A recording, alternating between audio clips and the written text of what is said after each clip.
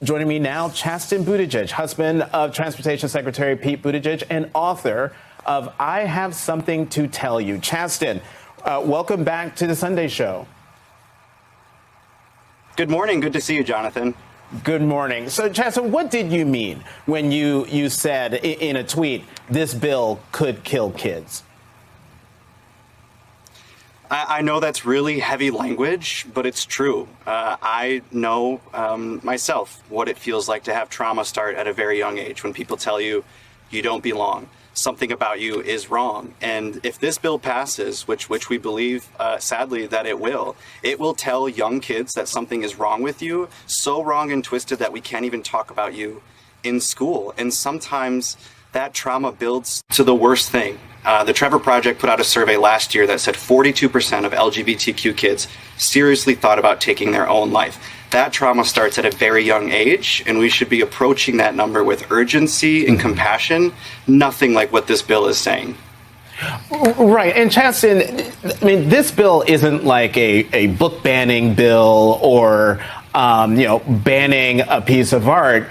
This is basically making it difficult, say, for your children when let's say you move to Florida and you're living in Florida, it would like make it almost impossible for them to even talk about their own lives, talk about their parents.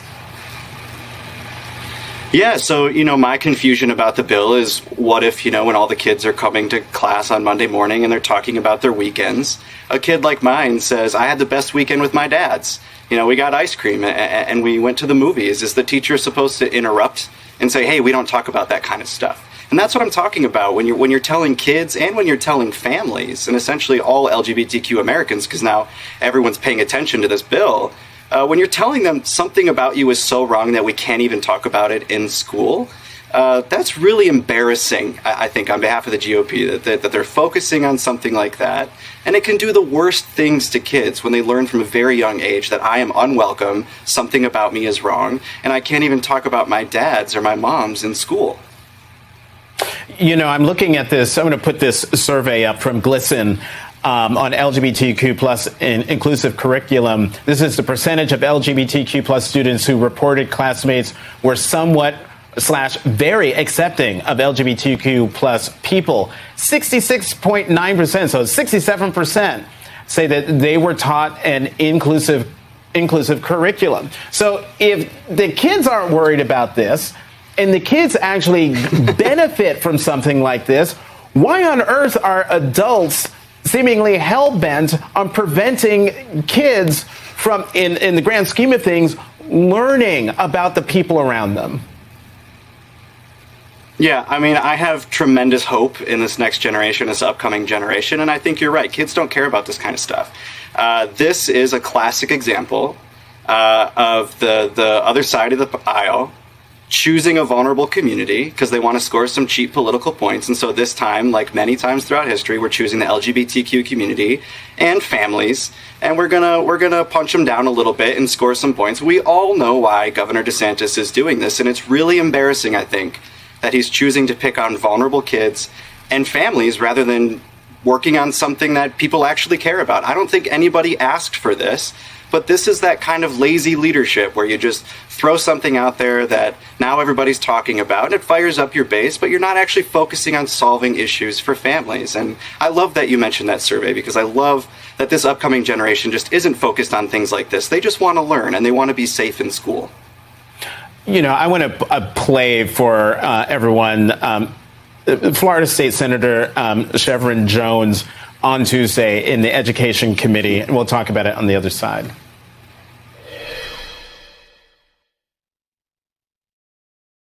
As a gay man, to sit here in committee, to hear that there was no book that I read that brought me to who I am.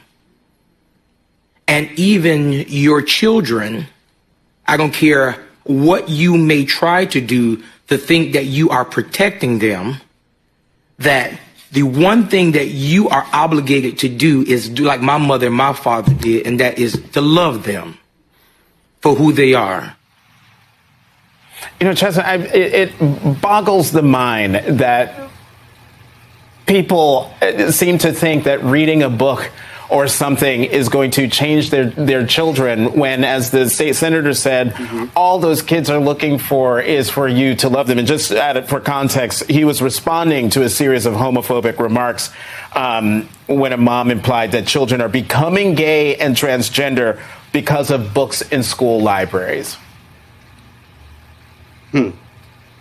I mean, really interesting point. I grew up for 18 years only reading about straight people, but this is really sad when right. Folks like Chevron Jones are having to defend their humanity, their existence, in the face of this kind of bigotry and hatred. Again, I'm sure he would rather be focusing on issues that Floridians care about, but instead here we are again, talking about basic human rights and dignity for families and LGBTQ Americans. And Chasten, I was laughing at your initial response because you raise a good point.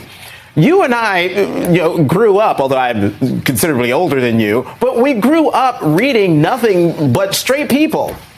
And yet, here we are, two out gay married men. Why didn't it take for us? So I don't mean to make light of this, but we do have to, in some ways, pity the people who spend so much of their time focused and worried about what we're doing and what we're up to, rather than worrying about their own backyards, their own children, the real healthy upbringing of their own children and their own community. Absolutely. I would have loved to have had a teacher when I was younger just make me aware that I was loved, that I was okay. I spent 18 years thinking that something about me was wrong, surrounded by straight teachers, straight peers. I only knew that this thing inside me that told me I was different was twisted and wrong. And I would have loved to have had a teacher, like myself, when I was in the classroom, I just made sure that everybody knew that everybody was accepted in my classroom, and we focused on the work. We focused on, curriculum and solving real issues in the classroom as well. And I think it's really sad that this is what they're focusing on, just attacking kids. They're just kids. Kids just want to exist and learn openly and freely. And now they're watching people attack their families and their identity, and whether this bill passes or not, it's important to point out that trauma's already started. They see us talking about it. They see their identity up for debate right now.